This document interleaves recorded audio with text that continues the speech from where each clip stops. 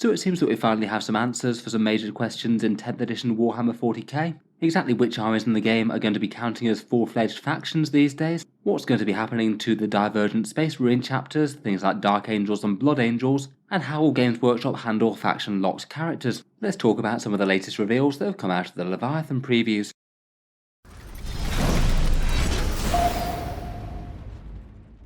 Hello and welcome back to Warspecs Tactics, where today I thought we'd take a focused look at factions, paint, characters and chapters, and talk about how Games Workshop are going to be handling those in 10th. As we know, army construction is changing in really quite a big way from 9th edition to 10th edition, and perhaps one of the bigger changes in mentality is that sub-factions are generally no longer going to give you special rules on things. You don't get X rules because your army is Ultramarines or Imperial Fists. Games Workshop have been trying to push it a bit more in the way that you've painted your army isn't necessarily going to determine its power in the game. Say for someone who painted his army Ultramarines, and then if their sub-codex was a bit worse than the other ones, it could just be a bit of a feels bad the army is literally just weaker in game because you happen to have painted it one colour rather than another. It seems that with that mentality, they're changing from sub-factions that are actually just big factions in the lore to more sort of detachments. These ones are formations based around certain fighting styles that the army has. Some of them might fit in pretty closely with the way that the individual chapters make war, but in theory they could be used by any force. Say for example, you could be running Blood Angels that happen to be running a Devastator company with a bunch of heavy weapons and things, or have a Raven Guard force that's fielding something that's fairly tactically balanced like a Gladius force. The idea that these sub-faction type rules are going away though raised really quite a lot of questions. Exactly what would count as a Warhammer 40k faction and what will be the sub-factions that were going away. Most of them are obvious, but there are some grey areas. What would happen with all these sub-faction specific characters, things that they've got physical models for, say Chief Librarian Tigurius or Adrax Agatone of the Salamanders? That was always going to be a thorny one, as if you say that they're going to be locked to their individual chapters once more, it means that you will be creating rules discrepancies between the sub-factions, but if you say that you can just mix and match, then everyone's going to be having weird mixes of different characters on the board if they want to, and neither of those seems ideal. In particular, people were really quite interested to see how they'd handle the different Space Marine chapters. Currently, it's a main codex with 11 different supplement books, 5 of them generally considered a bit more weird and out there than the others. The more Divergent chapters, and then the more codex compliant ones that might only have a unique character or two. I believe that between Games Workshop's previews and their Q&A sessions, we now have answers to all of those questions, so let's talk through what they've told us so far. First up, during the Leviathan previews, Games Workshop gave us this rather helpful little graphic of factions that are going to get index cards in 10th edition. Kind of helpful to know which decks are going to be available to pick up, but perhaps more importantly, this one basically shows us which armies are going to be considered full factions for Warhammer 40k, and which are going to be rolled into other ones. Obviously, most of these are pretty obvious, things like Sisters of Battle, Adeptus Mechanicus, Leagues of Votan and Orcs. The more interesting ones are the more sort of blurry edge case ones that for various reasons are sort of somewhere half between a main faction and a sub-faction. It is interesting to see what's here and what isn't. First, notably for the Codex Space Marines, it looks like the standard Codex Space Marines one is now all one set. There's no individual faction cards for things like Raven Guard, Imperial Fists or Ultramarines. As expected, that looks like that's all going to just come in the standard Codex Space Marines data cards, and then presumably when they get their full codex, you'd have detachments that kind of ape the style of the Space Marine sub-factions. Maybe there'll be an infiltration and stealth one that would work quite well for Raven Guard, and a gunnery command type one that might work for Iron Hands or Imperial Fists. Not really too surprised by this one. It did sound like these were going to be a bit more consolidated. They aren't going to be having their own books and things anymore. Looks like that's probably going to be the same sort of state of affairs for the standard Chaos Space Marine legions as well. Things like Word Bearers, Night Lords or Black Legion. Perhaps one of the most interesting developments on this list though is the Divergent Space Marine chapters. So that's Dark Angels, Black Templars, Death Watch Space Wolves and Blood Angels. And all of these do appear to be going back from being Space Marine sub-factions to being their own independent factions once more with their full army book of their own. In 9th edition, Games Workshop did a fair bit of work consolidating things and sort of drawing them into the main Space Marine Codex, which I think did have its merits. It looks like now they're going to be completely independent factions again, like say Grey Knights are. Definitely an interesting shake-up, and we'll talk about that more in just a second. Maybe some of the other interesting sort of half armies are things like Harlequins and Inari, neither of which appear to have their own set of data cards written out here. I'd guess that as with the 9th edition codex, they'll still be represented by the overall Eldari codex. I guess the Harlequins will get their own individual datasheets in there. Maybe things will be a bit more mixed so you can have some craft worlds and some Harlequins within the same army. I feel like that is one major unanswered question for Eldar at the moment that maybe we'll get a little bit more details on when we actually see their previews. Are there still going to be detachments or formations or things to allow you to run Inari and Harlequins in their own right? And if so, will they be available right from the get-go, or will they have to wait till later on in the edition, as it looks like the Eldari Codex isn't in the first 9 books? It was kind of interesting to see Imperial agents on this list. I guess that kind of makes sense, seeing as there are actually quite a lot of them now, between all the named Inquisitors, the various unique squads they've released for Kill Team, plus rogue traders and assassins. I feel like that's going to be an interesting set to get a look at as to whether or not they get their own detachment rule. Might be fun to see if you could actually field your own little force of Imperial agents, or whether they will just be locked to being allies with Battle Brothers. Imperial and Chaos Knights share a deck here. No idea whether or not they're going to be getting their own individual formations. I'd guess there'd probably still be one detachment for Imperial Knights and Chaos Knights, and not just be limited by units or anything. Finally, the Imperial Armor data cards are missing from this set. Apparently they'll be following on shortly from the main 40k release. They're not going to be dropping right from the very start of 10th edition, but apparently won't be too long behind it. Overall, in terms of factions in 10th edition, I guess that will put the number at either 26 or 27. For that estimate, we're counting Imperial and Chaos Knights as 2 different factions, and it depends on whether or not you count Imperial agents as well or not. Going back to the Divergent Space Marine chapters though, and them being 4 factions again really is quite a big deal. In terms of other clarifications around that whole thing, they confirm that you'd only need the rules that were specific for the Dark Angels one, or the common Space Marine datasheets will be included in both the index cards and in the codex.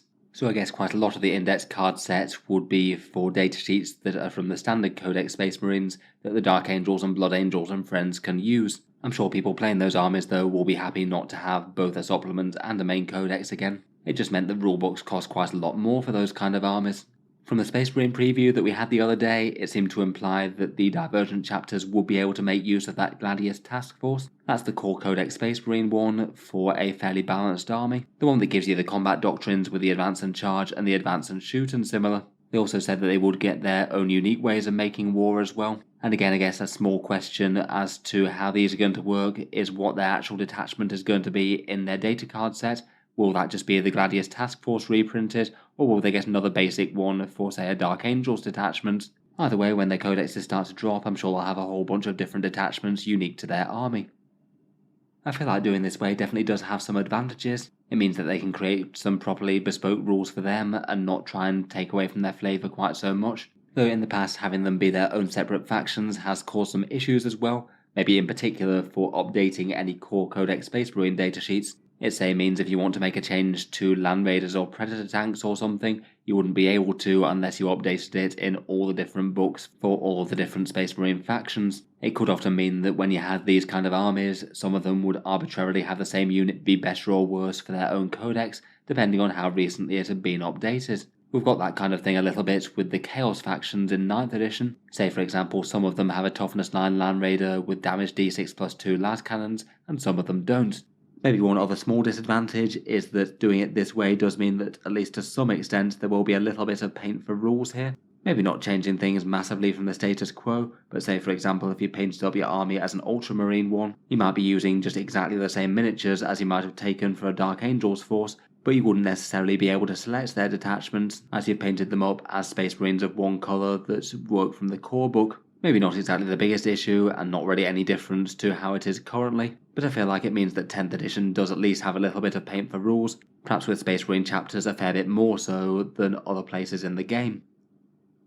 The other major question that I had as well was how Games Workshop were going to treat Subfaction locked characters. These are the named ones which they're now calling Epic Heroes, and they basically answered this with a combination of questions in their Q&A session, plus Rabute Gilliman's datasheet also gives us a clue as well. I was genuinely quite curious as to which way they go with this. They had shown in some previous codexes that they were a lot more willing to allow characters just to mix around between different sub-factions. The Imperial Guard one was a good example of that. You could have Ironhand Strachan fighting alongside a Deathcore Field Marshal, alongside Cadian Castell and Creed. You can mix literally everything there, and I had kind of wondered if that might have been a forerunner of 10th. It seems that at least for Space Marines, and potentially for other armies as well though, that isn't going to be the case. It seems that you have to choose one sub-faction to pick named characters from. So say if you were playing Space Marines, they gave the example that you couldn't run both Tigurius and Tor Garadon within the same army, as one of them had the Ultramarines keyword when the other would have the Imperial Fists. They also clarified that most of the detachments wouldn't really care which one you were running, you just have to pick one of them. So potentially you could have a 1st Company Strike Force that was running Tigurius, or a 1st Company Strike Force that was running Tor Garadon, presuming they fit the other rules for the detachments. From the Guilliman datasheet, it does look like we know how this is going to be done now. I was kind of curious how they'd get the keywords and things in there, seeing as most datasheets now don't have a chapter keyword like you did in the past. Looks like the chapter keyword for Ultramarines or Salamanders or Raven Guard or whatever, that'll be on the bottom right hand corner of the datasheet, listed as Adeptus Astartes Ultramarines for Guilliman. Whereas for most datasheets they just have the Adeptus Astartes keyword there and no faction locking one. My guess is that in the army construction page in the core rules they'll probably say that for any units that have 2 keywords like this you can only have one variety of the second keyword, so basically taking Guilliman will probably lock you out of taking characters from other chapters.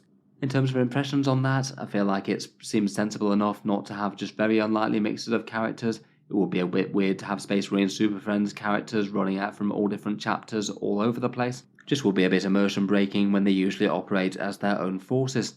However, I do think that there's a potential negative of this approach as well, which means that there is scope for basically rules imbalance between the chapters, this time not just driven by a chapter tactic or stratagems or anything like that, but basically because all the codex chapters they will be literally the same, the only difference will be for characters, so it means that the chapter with the best characters will basically be the best chapter period. It could just maybe be a little bit annoying, say if Ultramarines get several absolutely god tier characters, if Guilliman is excellently valued for his points, and the same with Tigurius. It could just mean that even though they're absolutely gutted subfaction rules, Ultramarines still might wind up being the best thing in game, flatly better than other choices. Feels like just in theory that Ultramarines could be a good example of that. They've got a fairly decent amount of characters on the go, where several other chapters only have one. Overall though, I think I'm pretty positive about the way that they've handled subfactions and characters and things. I think it was always going to be a little bit weird whichever way they chose to do it. Maybe it's a fairly good middle ground to make the unique chapters their own factions again, and then just to have character choice as the only real difference between choosing your chapter for the other ones. I still think it is a bit weird that the codex chapters might potentially be directly imbalanced due to the character thing though. But I suppose it's probably going to be arguably less imbalanced than it is at the moment, where we've got armies like Iron Hands absolutely ruling the roost due to multiple layers of great special rules, as opposed to armies like Imperial Fists and Raven Guard, who've been struggling for multiple reasons for quite a long time. I guess even if they are directly imbalanced, they'll be directly imbalanced by a massive amount less than they are currently. If you did desperately want to use a character for a different chapter as well, I suppose you could always convert a stand-in or just paint up the same character in your own colour scheme and just have them represent, say, a powerful librarian or tech marine or something within your chapter. Let me know your thoughts though. How do you feel about how Games Workshop has handled characters and subfactions in 10th edition 40k? Do you think this is a good system, and is it better than the system of 9th edition where you just got rules depending on which army you played? If you've enjoyed the video then feel free to subscribe to Auspex Tactics, or I'll certainly keep the regular 40k videos coming. I do tend to post new ones just about every day. I'm sure I'll have loads more to talk about with 10th. Finally, if you've been enjoying all the videos on the channel and you'd like to help support, I would just like to mention that Auspex Tactics does have a Patreon page as well, and that's how I can afford to keep quite so many 40k things coming quite so often. Channel patrons do get a few advantages, seeing certain videos early, regular votes to see what sort of things happen next on the channel, and automatic entry into the regular prize giveaways with a chance to win some big model kits each month. If any of that sounds good to you or you'd just like to help support, the link is down in the video description. In any case, a massive thank you for listening, and I'll hope to see you guys next time.